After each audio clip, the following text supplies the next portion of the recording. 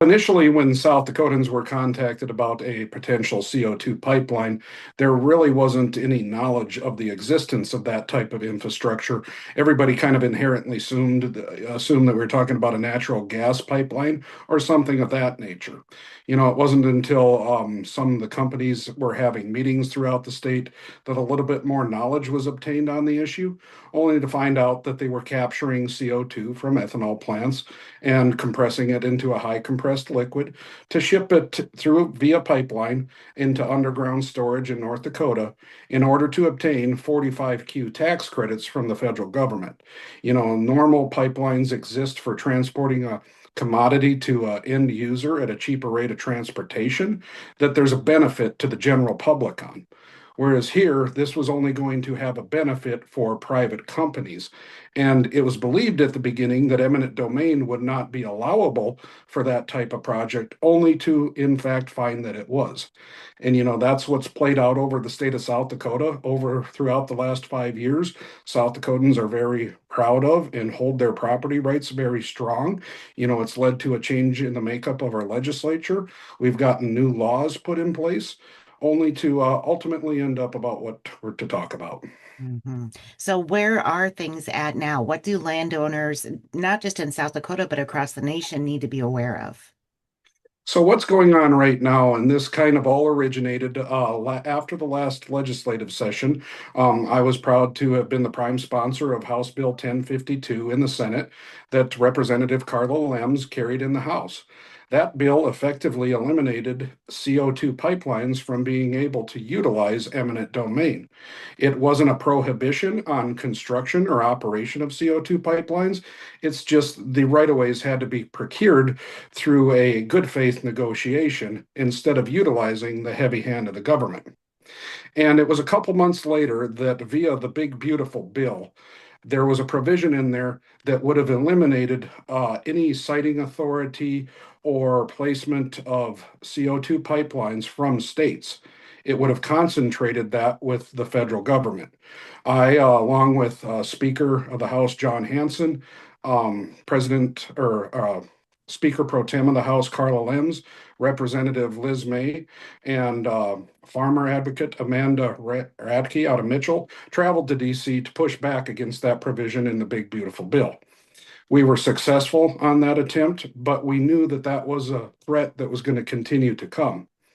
And so what's kind of played out over the course of the last year here, we knew that eminent domain could be coming, and I myself, along with Representative Spencer Gosh, brought House Joint Resolution 5001 that would have eliminated eminent domain for private gain in South Dakota.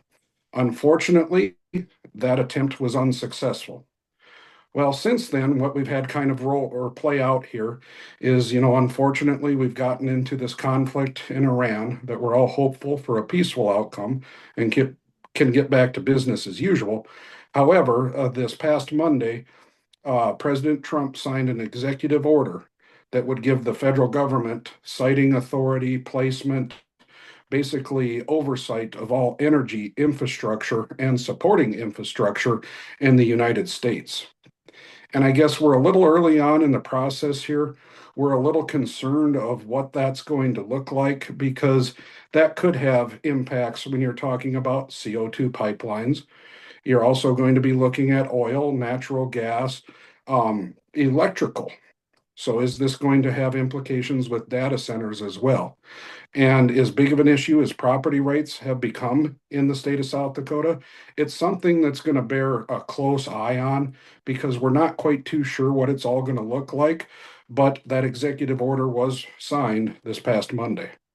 What is next with all of this? Are there committee meetings about how this is going to be disseminated to the future and who's going to be making those site authorities? I'm not certain what it will all look like. It looks like it's going to be a streamlined process in order to fast track projects because it is done under the guise of national security due to the Iran conflict. And obviously, while nobody wants to make our nation any less secure, one has to wonder, we haven't been in this conflict very long. And are we in a crisis yet? Everybody hopes and prays that we don't get there. And, that would change things to a certain degree. However, right now, this is something that I think our Attorney General needs to take a look at and see what kind of constitutional authority that would exist in order to roll out something in this nature. So, a lot of conversations are going to have to be had. What this all can do and who all is going to handle it remains to be seen. But I guess kind of the purpose of this interview is just to bring a little bit of awareness to what currently is going on. It seems to me that traditionally the Republican Party stood for local control. And now we're seeing an administration that's Republican that is doing something opposite, apparently, regarding local control and is bringing that to the federal level. Is that the way you see it as well? Well, it's no secret that a lot of these companies have desired what they refer to as regulatory certainty. And that's something that is opposite of what local control establishes. Because I'm a firm supporter and believer in local control. There's nobody that knows better than themselves that live there of how things can take place in a responsible manner. Whereas when you end up, if you would federalize everything, it's more a top-down system, and it's really not going to be as convenient or necessarily what a local area would desire.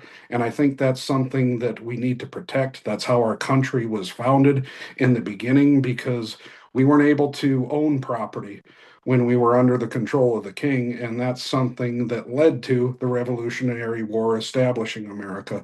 So property rights is one of the most important inherent rights that we need to protect. Someone wants to voice their opinion for or against this new, what do I want to say, law that's been signed, um, who can they contact to voice their opinion? Well, what we need to be doing right now is contacting our federal delegation. And in fact, we're fortunate at the moment that our senior U.S. Senator, Senator John Thune, is the majority leader of the Senate.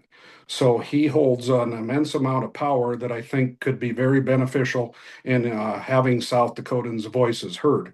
We need to contact our Senator Mike Rounds, and we need to contact our U.S. Representative Dusty Johnson, as they work for us in Washington, and that's how our voice can be heard in DC. Before we go, is there anything else that you think is important to include in our conversation today? I don't intend to alarm anybody. I don't think that everything will come to pass here, but it's just something that we need to remain vigilant on because, as I referenced, there's been precursors to this kind of action taking place via the big, beautiful bill. And it's something that, after everything that everybody's been through to protect their property rights in South Dakota, it looks like we're not quite out of the woods yet, but we need to keep an eye on it and kind of see what happens from there.